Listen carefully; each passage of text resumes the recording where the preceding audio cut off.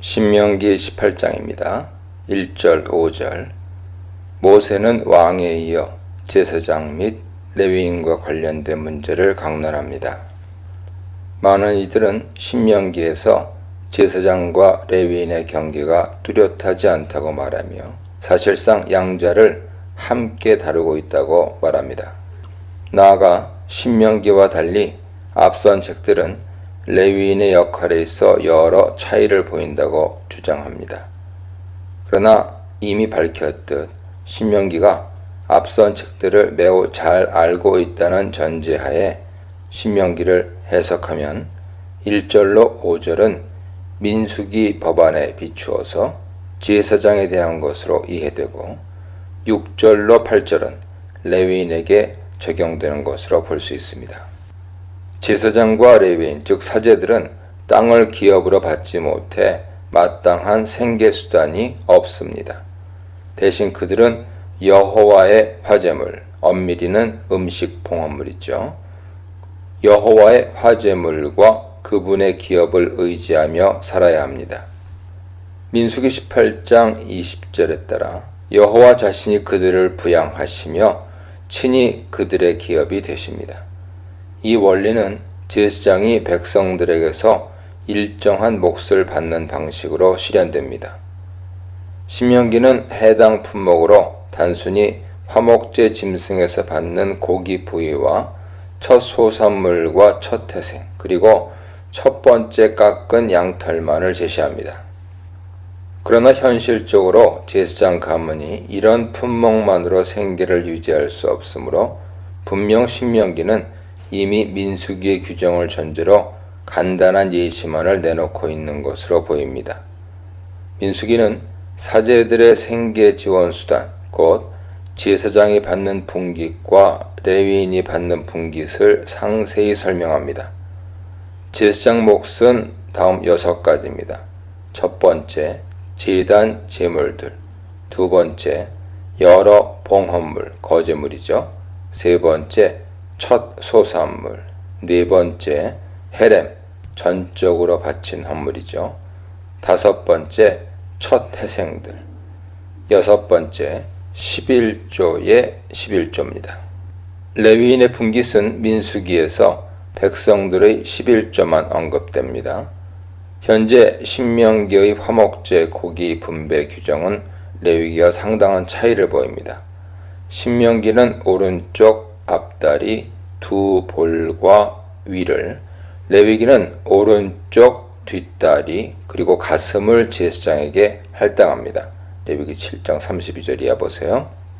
어떤 이는 신명기에 맞추어 레위기법의 히브리어 셔크를 앞다리로 보았습니다. 조심스럽게 앞다리일 가능성을 제시하고 있는 것이죠. 근거는 라기스에 있는 가나안 신전에 여러 짐승들의 오른쪽 앞다리가 제단에 세워져 있다는 것이 근거 중에 하나입니다. 하지만 현대 학자들은 대부분 레위기는 오른쪽 뒷다리, 신명기는 오른쪽 앞다리를 제사장에게 할당한다고 봅니다. 비평주의는 제사장 문서와 신명기 문서의 상이한 전통으로 인해 발생했다고 보는 반면 유대주의의 미드라시는 신명기의 규정, 그 드리는 제물의 소나 양이나 그 앞다리와 두 볼과 위를 화목제 희생도살이 아닌 일반 도살로 해석하면서 이 문제를 피해가려 하는데, 이 표현이 일반 도살로 이해되기 어려울 뿐 아니라 일반 도살된 짐승은 성소에 바치지 않으므로 수용될 수 없죠. 보수적인 견해는 광야 성막법에서 가나안 땅의 성전 중앙화로 인한 규정의 개정이라고 봅니다. 광야에서 적용된 몇 가지 율법들이 가나안 땅의 지리적 배경과 사회적 정황에 맞춰 변경된 점에 비추어 보면 가능한 해석이죠. 신명기의 제사장 몫의 화목제 고기는 레위기의 그것보다 축소된 것으로 보입니다. 이것은 어쩌면 장차 전체 인구가 증가할 가나안 땅의 사회 정황에 따라 화목 제물을 나눠야 할 사람의 수가 늘어나 평민에게 돌아갈 몫을 늘리기 위한 변화일지도 모릅니다. 신명기에서 앞선 책들의 법들이 가나안 땅의 상황에 맞춰 변경된 사례들이 수차례 발견되기에 억지 해석이라고 간주할 필요는 없죠. 그 외 제사장에게 할당되는 분깃은 첫 수확물과 포도즙이죠. 감람류 그리고 처음 깎은 양털입니다. 마지막 양털의 봉헌은 신명기에서 처음 언급되는데 아마도 레위기에서도 분배되었을 것으로 추론됩니다. 이것은 그들의 옷과 천을 위한 필수품이었을 것입니다. 첫 수확물과 생산품이 어느 정도 양인지 전혀 언급되어 있지 않습니다.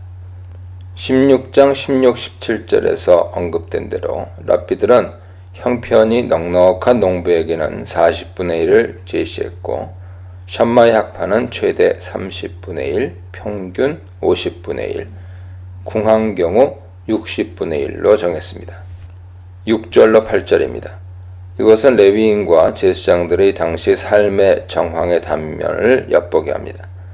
민수기에 따르면 레위인들은 각 지파가 봉헌한 전국 48개 레위 도성들에서 삽니다. 레위 지파는 세 가문으로 나뉘는데 고핫, 무라리, 게르손이죠. 모경은 말해주지 않지만 가문별로 지정된 레위 도성들에 분산되어 살았을 것입니다. 이 상황은 제사장들도 마찬가지였을 것입니다. 그들은 광야의 성막 시대에는 성막 동편에 장막을 치고 살았습니다. 그러나 가나안 땅에 들어가서 인구가 크게 늘어났을 모든 제사장 가족들이 여전히 성막 곁에 살았을지는 의문이죠. 분명 실로에 세워진 성막을 섬긴 엘리 가족들의 사례에서 보듯이 중앙성소 주변에 제사장들이 살고 있었습니다. 구약에서는 확인되지 않으나 정황 추론에 따라 더 많은 제사장 가문 사람들은 레위 도성들에 흩어져 살면서 지방 여호와 성소에서 중앙 성소의 통제를 받으며 레위인들을 거느리고 제의활동을 했을지도 모릅니다. 그들은 레위인들과 함께 순번을 따라 중앙 성소에 올라와 직무를 감당했을 수 있습니다. 그들은 11조를 비롯한 각종 봉헌물과 예물을 관리하고 성전의 곳간을 관리하고 지켰습니다. 역대상 9장 26장 20절, 역대하 31장 12절 보세요. 또한 성막을 수리하고 청소를 했으며 아마도 율법서를 필사하는 일을 하고 율법을 가르치는 일과 율법을 기준으로 재판하는 일도 맡았습니다. 인간 삶의 현실이 그러하듯 사제들도 자신이 원했거나 때로는 불가피한 상황 때문에 주거지를 이동해야 했을 것입니다. 이때 새로운 주거지인 여호와의 택하신 곳 성소에 이르면 거기 사는 다른 형제 레위인들처럼 계속 사제로서 직무를 감당할 권리가 있습니다.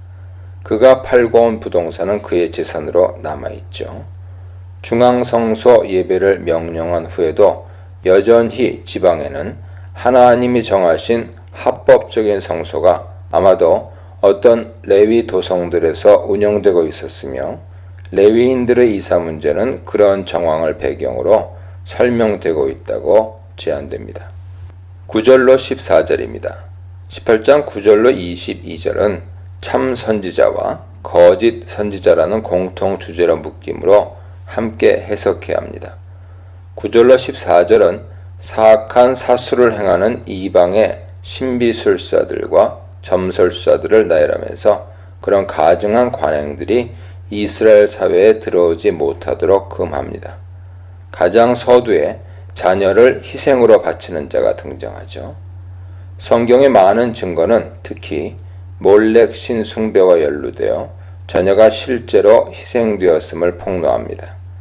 이와 별도로 모두 8종류의 직업적 신비술사들이 나열됩니다. 점쟁이, 길흉을 말하는 자, 요술하는 자, 무당, 진언자, 신접자, 박수, 초혼자. 이들 중 대다수 정치와 역할은 모호한데 공통점은 점과 직통계시와 마술을 통해 거짓 신들과 악령의 신탁을 전달하는 역할을 한다는 것입니다. 구약에서 이를 사악한 행위로 취급하는 이유는 점을 통해 미래를 예측한 뒤 적절한 예방 조치나 마술을 통해 미래의 일을 자기 뜻대로 움직이려 하기 때문입니다. 인간은 하나님께서 알려주실 때에만 하나님의 뜻과 미래의 일을 알고 대비할 수 있습니다. 이때 율법에 대한 인간 태도에 따라 그분의 계획이 변개될 가능성은 있었습니다. 선지자들의 사명은 여기에 초점이 맞춰져 있었죠. 그러나 점수를 통해 길흉을 말하며 미래를 미리 알아내려는 인간의 시도는 사악했습니다. 그것은 점술가들과 박수무당들의 임무요 마술과 사슬로 하늘의 시간표를 바꾸고 운명을 조작하려 하는 것 같았습니다. 이는 곧 역사를 주관하시는 하나님에 대한 중대한 도전이죠. 제사장목, 레위인목, 금해야 할 거짓 선지자에 대해 묵상해 보시기 바랍니다. 15, 16절입니다. 이 단락은 사악한 신비술사들에 대한 경고와 더불어 시작되었습니다. 다양한 이방 점술가와 마법사들이 하늘의 뜻을 전달받으려 온갖 가증한 수단과 방법들을 동원하지만 그들이 받는 말씀은 거짓 영들에게서 온 신탁일 뿐입니다. 그러나 하나님의 선지자들은 참된 하나님의 말씀을 전달하고 장중한 하나님의 역사적 섭리와 계획을 예고합니다. 선지자들은 이스라엘 역사에서 가장 중요한 인물들이었습니다. 그들이 지상 최고 권세인 왕과 대척점에 서서 하늘 왕의 뜻을 전달했기 때문이죠. 그들은 왕보다 더 높은 권세를 지닌 사람들이었습니다. 모세는 앞으로 이스라엘에서 자신과 같은 선지자가 일어날 것이라고 말합니다. 선지자 하나라는 번역은 특정한 선지자를 지목한 듯한 번역이므로 바람직하지 않습니다. 이것은 앞으로 모세 이후에 하나님께서 연이어 선지자들을 계속 세우셔서 등장시킬 것이라는 표현입니다. 이것은 단수 집합명사, 즉 선지자들로 해석해야 합니다. 실제로 앞서 재판장과 제사장은 복수였으나 그 외 왕과 레위인 17장 14절이야 18장 6절에 있죠. 왕과 레위인은 집단을 대표하는 단수로 나타납니다. 여기서도 이것을 단수 집합명사 선지자들로 이해하는 것이 좋습니다. 만일 굳이 단수를 고수한다면 반복의 미완료로 간주하여 나와 같은 한 선지자를 계속 일으키실 것이다 로 해석하는 것이 바람직합니다. 전통적으로 이 구절에 나와 같은 한 선지자를 예수 그리스도에 대한 예언으로 받아들였습니다. 그리스도는 모세와 같은 선지자, 또한 너희가 무엇이든지 그의 말을 들어야 하는 선지자로 이 땅에 오셨으며 사무엘 이후 모든 선지자들이 가리켜 말했던 바로 그 선지자입니다. 모세는 왜 자신이 최초의 선지자로 세워졌는지 설명합니다. 바로 호렙산 시내산에서 하나님과 백성이 언약을 체결했을 때 그가 맡았던 역할 때문이죠. 모세는 백성들에게 당시 그들이 하나님의 음성을 직접 듣고 큰 두려움에 사로잡혔던 사실을 상기시킵니다. 출애굽기 20장에 의하면 십계명이 선포될 때 백성들은 구름 속에서 우렁차게 들려온 신적 음성 앞에서 두려움에 떨었습니다. 그때 백성들은 압도적인 하나님의 위엄 앞에서 죽음의 공포를 느끼며 모세에게 간곡히 부탁했습니다. 모세에게 이르되 당신이 우리에게 말씀하소서 우리가 들으리이다. 하나님이 우리에게 말씀하시지 말게 하소서 우리가 죽을까 하나이다. 죽음의 공포를 느낀 백성들은 모세에게 말씀의 중재자가 되어줄 것을 부탁했습니다. 17절로 22절입니다. 이때 하나님께서는 그들의 정언을 옳게 여기시고 모세에게 17절로 20절 말씀을 건네주셨습니다. 이 부분은 모세 말이 아닌 하나님 말씀입니다. 하나님께서는 모세에게 답변하셨습니다. 내가 백성 중에서 너와 같은 선지자를 그들을 위해 일으키고 내 말을 그 입에 두리라. 선지자직의 신적 기원의 근거가 바로 이 말씀에 놓여 있습니다. 하나님의 이 말씀은 출애굽기 시내산 이야기에서 뿐만 아니라 신명기 모세 회고 부분에서도 언급되지 않고 여기에 최초로 나타납니다. 하나님의 이 약속은 다분히 중의적입니다. 즉, 이것은 당장 모세를 백성들 가운데 하나님 말씀의 대언자, 곧 선지자로 위임하신다는 것이며, 동시에 앞으로 모세와 같은 말씀의 대언자 역할을 하는 선지자를 계속 일으켜 세우실 것이라는 약속입니다. 여기서 선지자직의 기원과 선지자의 역할이 확인됩니다. 선지자는 하나님이 세우신 직분이며 그는 무엇보다 하나님의 말씀을 대언하는 사람입니다. 최초의 선지자로서 모세는 여호와의 종으로 예수 그리스도를 예피하며 언약의 중보자이자 종말론적인 선지자로서 예수 그리스도를 예고합니다. 주인의 대언자인 여호와의 종은 자신의 말을 해선 안 되며 또한 주인의 말에 자신의 말을 섞어서도 안 됩니다. 흔히 사악한 독재 정권을 대변해서 그들의 말을 앵무새처럼 대중에게 전하는 사람을 정권의 나팔수라 비꼽니다. 부패한 인간 권력자의 나팔수는 악하지만 선지자는 주인의 말씀을 가감없이 전하는 하나님의 나팔수입니다. 하나님께서는 경고하십니다. 만일 선지자를 통해 전달된 하나님의 말씀을 따르지 않는다면 누구든지 반드시 벌을 받게 될 것이다. 말하자면 참된 선지자의 말을 순종하지 않는다면 반드시 하나님으로부터 그 대가를 치릅니다. 그러나 만일 어떤 선지자 행세를 하는 사람이 하나님의 말씀이 아닌 자신의 말을 여호와의 이름으로 전하거나 거짓된 신탁을 중재한다면 그는 거짓 선지자로서 반드시 죽음의 형벌을 당해야 합니다. 특히 여호와의 이름으로 거짓된 선지자 노릇을 하는 자는 매우 위험하죠.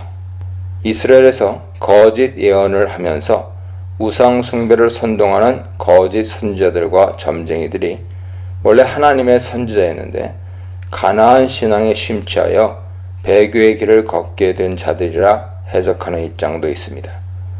그들의 선동은 여호와를 섬기면서 다른 신들도 섬길 수 있다고 설득하고 유혹하여 이스라엘을 종교다원주의로 이끌어갑니다. 결국 이런 사상은 다신론이라는 비판을 모면하면서 교묘히 다신론적 여호와 종교로 가는 길을 여는 위험한 결과를 초래하죠. 점술가의 특징은 부족적이고 국가적이며 매우 국수주의적인 예언 활동을 합니다. 그들은 자신의 국가 속에서 권력의 정점에 서 있지만 세계 정세를 파악하거나 그런 흐름을 감지하여 국가의 운명을 예언하지 않습니다. 오로지 자신의 국가만이 선이고 최고의 목적이죠. 따라서 그들은 결코 자신의 부족과 국가를 저주하는 법이 없습니다. 그러나 하나님의 선지자들은 국가의 전복과 왕의 죽음, 그리고 백성의 멸망을 선언하기를 망설이지 않습니다. 분명 백성들 편에서는 어떤 선지자의 말이 하나님께로부터 온 것인지 정확히 분별할 필요가 있습니다. 말씀의 진위 판정은 다수결로 결정되지 않습니다. 따라서 하나님 말씀의 역사는 인간의 제도를 뛰어넘습니다. 여호사밧 왕이 400명의 선지자로부터 만장일치로 전쟁에서 승리할 것이라는 예언을 받았지만 유일한 참 선지자였던 미가야가 견고한 패배의 예언만이 참되었습니다. 열왕기상 22장 보세요.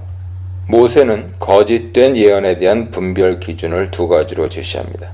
첫째, 그 말씀이 증험이 없을 경우이고, 둘째, 그 말씀이 성취되지 않을 때입니다. 증험도 없고 성취함도 없다의 원문의 의미는 모호합니다. 가능한 해석은 그 말씀이 사실이 아니고 그 말씀이 성취되지 않으면이죠. 물론 때로 말씀이 즉각 성취되기도 했으나 대체로 말씀의 검증은 다소 시간이 필요했고, 때로는 참과 거짓의 정확한 판정을 위해 오랜 시간이 경과되어야 했습니다. 예를 들어 참 선지자 미가야의 예언이 사실로 판명되기까지 그는 한동안 옥에 갇혀 있어야 했습니다. 결국 미가야의 예언이 성취되어 아합은 전쟁터에서 전사했죠. 예레미야도 그가 예루살렘의 멸망을 선언하자 거짓 선지자라는 모함과 비난을 받았으나 결국 시간이 흐르면서 그의 예언이 참된 것으로 판명되었습니다. 이스라엘의 참된 선지자 기준은 7가지로 정리될 수 있습니다. 첫째, 이스라엘 사람이어야 합니다. 내 형제 중에서 하죠. 둘째, 뚜렷한 소명이 있어야 합니다. 셋째, 성령의 권능을 입어야 합니다. 넷째, 하나님 말씀의 대언자입니다. 다섯째, 하나님의 권위를 입은 자입니다. 여섯째, 선한 목자입니다. 일곱째, 분명한 표징, 이적과 기사와 말씀의 성취를 보여줍니다.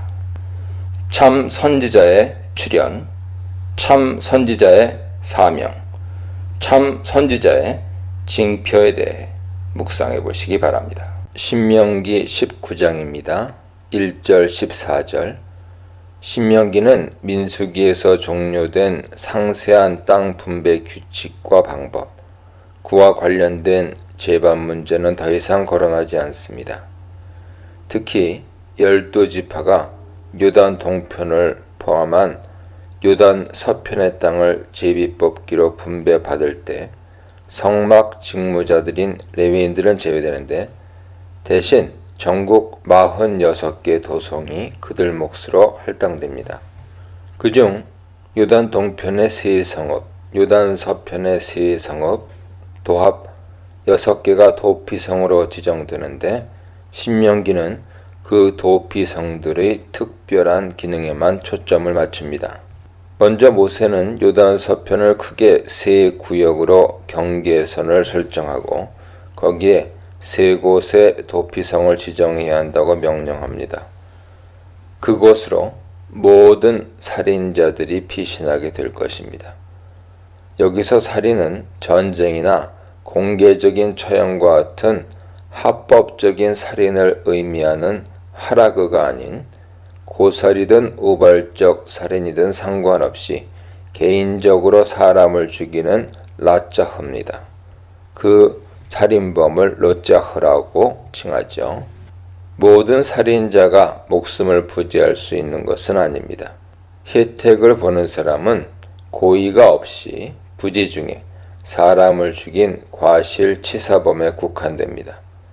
그 한 사례가 여기 제시되는데, 어떤 사람이 벌목을 하다 도끼가 자루에서 빠져 사람을 쳐 죽게 만든 경우죠. 그 사람은 도피성으로 피신해야 합니다.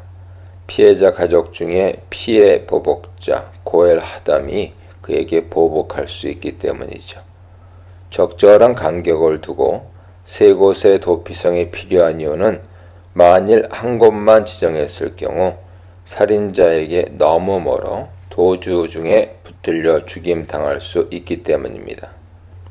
과실치사의 한 가지 사례만 예시되나 민수기 35장 22절 이하에는 세 가지 사례가 제시되죠. 첫째, 무심코 사람을 밀쳐 죽임. 둘째, 무심코 물건을 던져 죽임.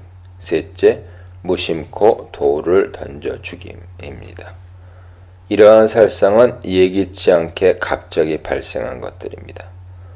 요단 동편에 마찬가지로 도피성 세 곳이 지정됩니다.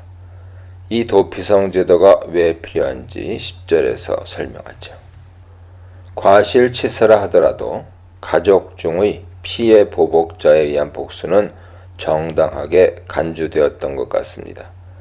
민수기 도피성법에 따르면 일단 도피성 안에 살면서 보호를 받던 그 살인자가 만약 도피성에서 외출했다가 보복자에게 발각되어 죽으면 오로지 그의 책임일 뿐 보복자는 아무런 문책을 당하지 않기 때문입니다.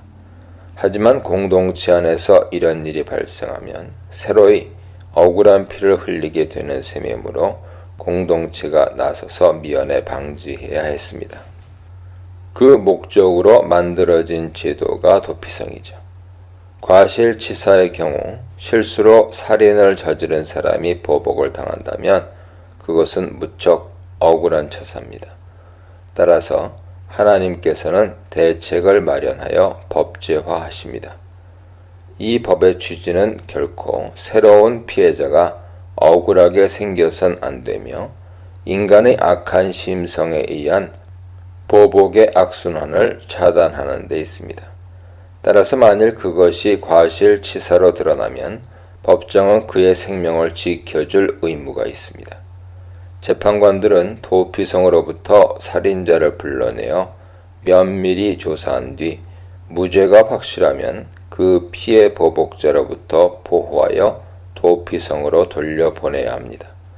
그가 도피성에 연금되는 기간은 대제사장이 죽는 날까지죠. 그 연금 중인 살인자는 대제사장이 죽은 후에야 결국 완전히 사면된 뒤 자신의 고향으로 돌아갈 수 있었습니다. 이로써 그가 살인의 책임에서 완전히 자유로워졌는데 만일 어떤 피해 보복자가 그를 죽인다면 그것은 새 살인사건이 될 것입니다. 하지만 모살자나 고살자는 도피성의 보호를 받을 수 없었습니다. 현재 본문은 단순히 그 범인을 확정범으로 단정하고 도피성으로 피신한 그를 그가 살던 성읍의 장로들이 사람을 보내 끌어낸 뒤 보복자의 손에 넘겨 처벌하는 절차만을 이야기합니다. 그러나 민수기 31장 30절 이하는 이 절차가 증인 2-3명의 증거를 요구하는 매우 신중한 재판을 거친다는 것을 확인해 줍니다. 아마 현재 신명기 본문은 도피성 규례 직후에 등장하는 재판 규례에서 이 사법 절차를 별도로 다루고 있는 것으로 보입니다. 재판 결과 고의로 살인한 자가 드러나 유죄로 확정되면 사형 외에는 면책될 방법이 없습니다. 고대 중동의 다른 국가들과 달리 이스라엘의 율법은 고살범이 생명의 속전을 받아서 목숨을 보존하는 것을 허용치 않습니다. 생명 되신 하나님께서 반포하신 숭고한 하나님의 율법은 인간의 생명살상이 돈으로 해결되는 것을 원천 봉쇄하고 있는 것이죠. 인간은 하나님의 형상으로 지음받았기 때문에 사람을 죽이는 것은 그분의 형상을 파괴하는 무엄한 일입니다. 하나님께서 친히 호흡으로 불어넣어 주신 생명을 누군가 찬탈하는 것은 생명의 주인이신 하나님의 주권을 침해하는 행위입니다. 인명살상은 그 어떤 것으로도 배상이 안 되며 그 범죄자의 생명만이 속전으로 지불될 수 있습니다. 모살범이나 고살범은 반드시 사형되어야 합니다. 또한 이 원칙은 과실치사로 도피성에 연금되어 있는 살인자에게도 적용됩니다. 그는 비고의적 살인을 범했기에 사형은 면했지만 생명을 해한 책임에서 자유로울 수 없습니다. 따라서 그가 도피성에 갇혀 사는 동안 생명의 속전을 내고 미리 죄사함을 받을 수는 없습니다. 그는 대제사장이 죽을 때까지는 죄가 유효합니다. 14절에 경계표를 옮기지 말라는 명령은 느닷없어 보입니다. 이것은 현재 문맥에 이질적인 내용이 끼어든 것처럼 보이지만 사실은 도피성 규례를 매우 적절하게 마무리하는 진술입니다. 이것은 2절에 너의 땅의 경계선과 연결되죠. 2절에서 가나안 땅 점유 후 지파별로 땅이 분배되고 이어서 지파 내 가문별로 땅의 할당이 마무리된 것이 암시되어 있습니다. 이렇게 정해진 가문별 토지구역은 매매나 탈취 등을 통해 그 경계선이 변경될 수 없습니다. 토지 소유권이 하나님께 있다는 선언과 토지 매매 금지는 레위기 25장에서도 설명되는 이스라엘 토지법의 핵심이죠. 15절로 21절입니다. 이 단락의 모든 악과 모든 죄라는 표현을 볼 때 살인을 포함한 다른 중대한 범죄에 대한 사법적 절차를 규정한다고 볼 수 있습니다. 그러나 현재 문맥에 비춰볼 때 당장에는 앞서 다룬 살인죄에 대한 것일 수 있죠.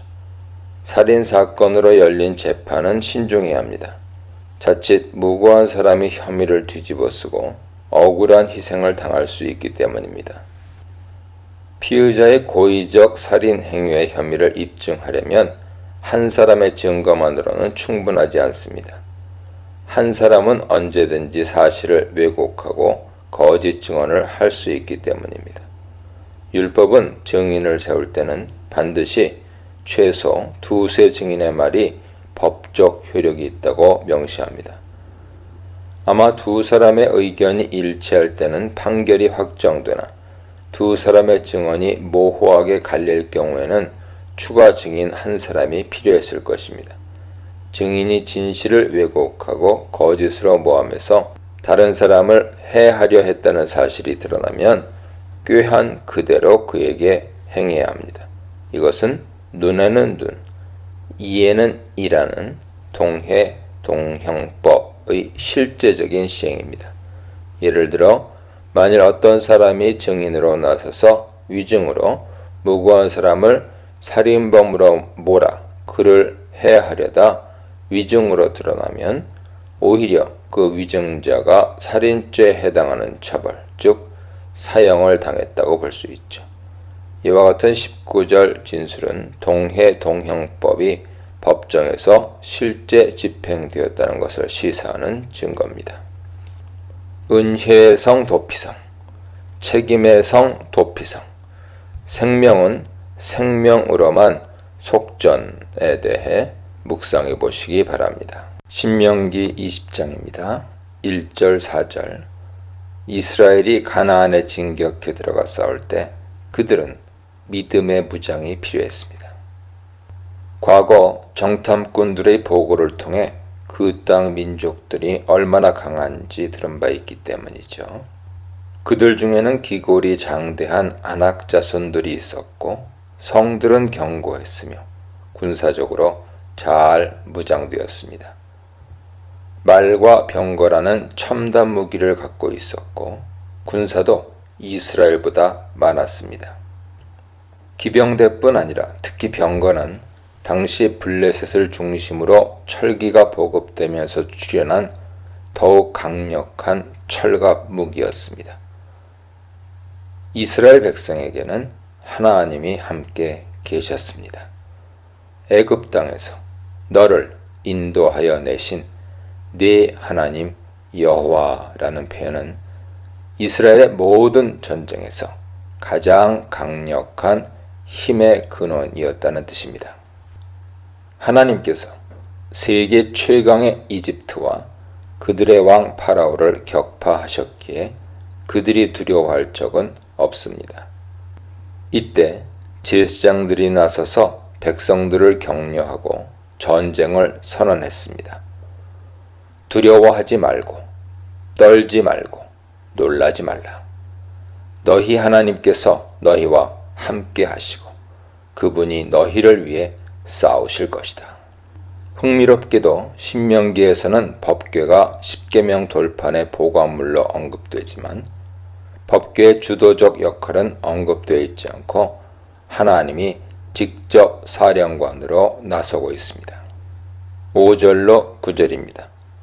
영적 무장을 독려한 모세는 이제 이스라엘 군대의 내적 무장을 갖추기 위해 구체적 지침을 내립니다.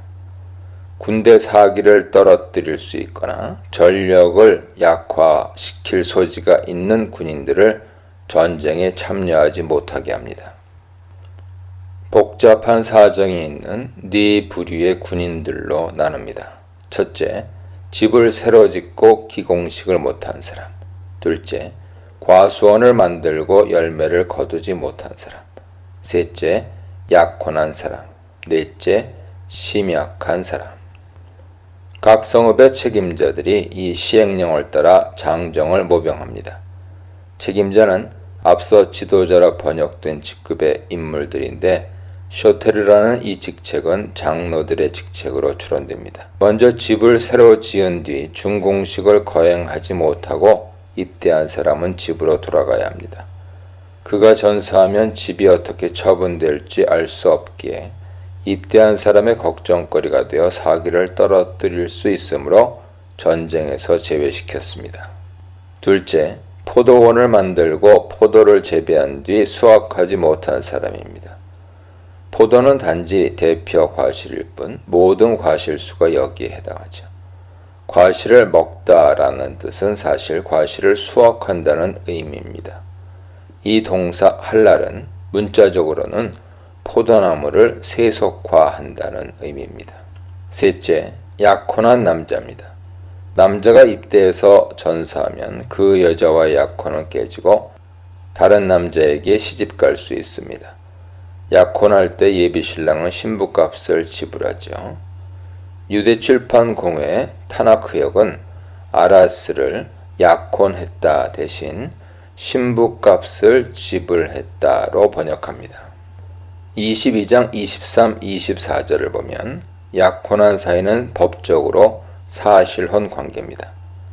약혼한 남자는 신부값을 지불한 약혼녀를 빼앗길까 노심초사하게 될 것이고 불안한 심리는 전력에 도움이 되지 못하기에 집으로 돌려보내야 합니다. 이와 비슷한 규정이 24장 5절에 등장하는데 이미 결혼을 한 사례죠. 마지막으로 두려워하는 심약한 남자는 사기가 가장 중요한 전쟁에서 군대 분위기를 저해하므로 모병에서 제외됩니다. 이렇게 군대가 조직되면 각 계급의 장교들, 지휘관들이 임명된 뒤 군대를 이끌고 출정합니다.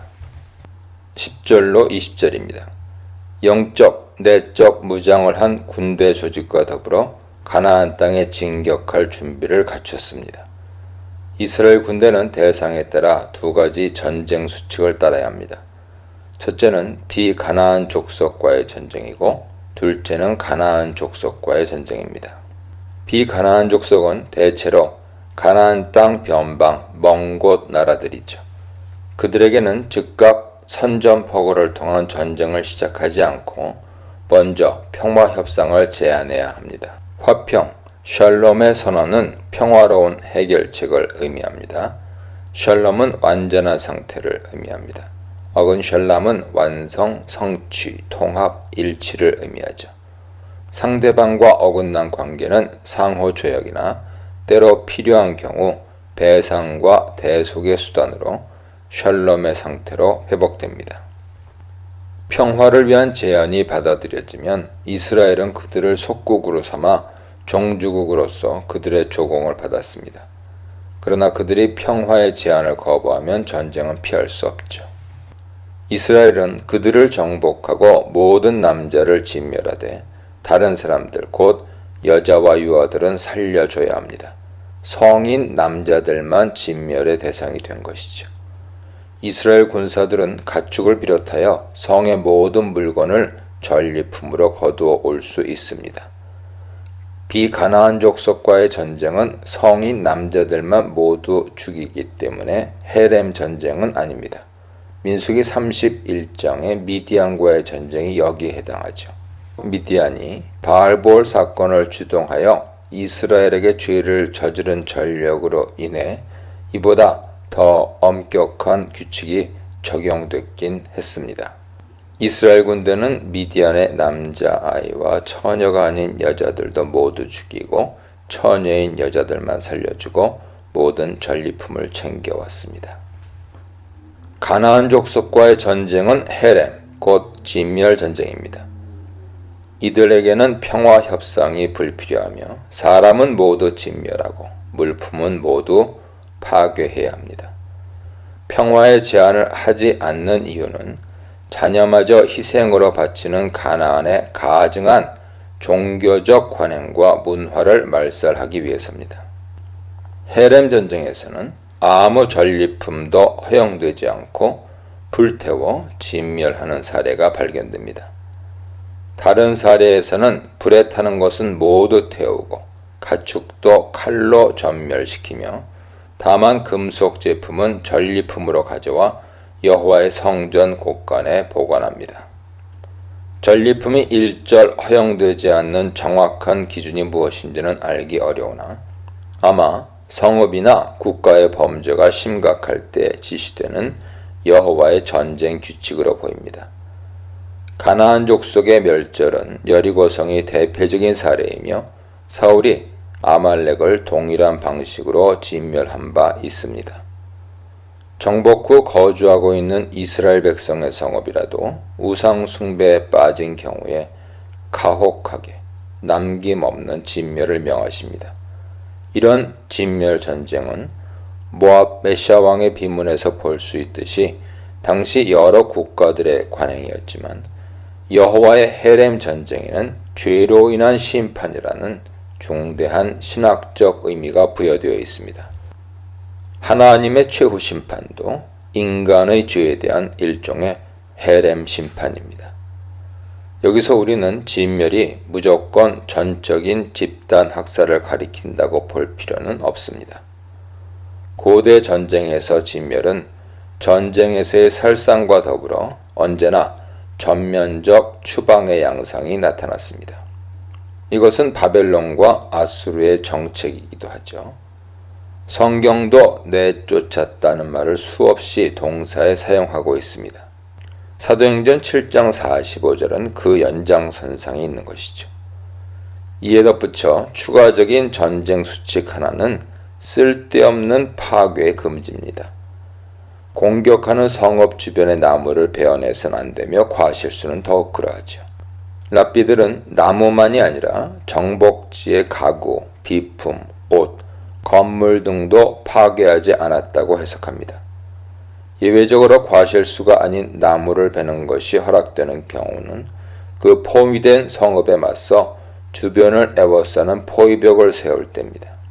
성읍을 치는 기구 마초르는 무기가 아니라 포위벽 혹은 공성벽인데 이 벽은 성읍 외부와의 접촉을 완전히 차단하여 그들이 더 이상 견디지 못하고 항복하게끔 유도하는 기능을 합니다. 하나님의 전쟁임을 잊지 말라. 전쟁에서 제외시켜라. 가려서 전쟁하라에 대해 묵상해 보시기 바랍니다.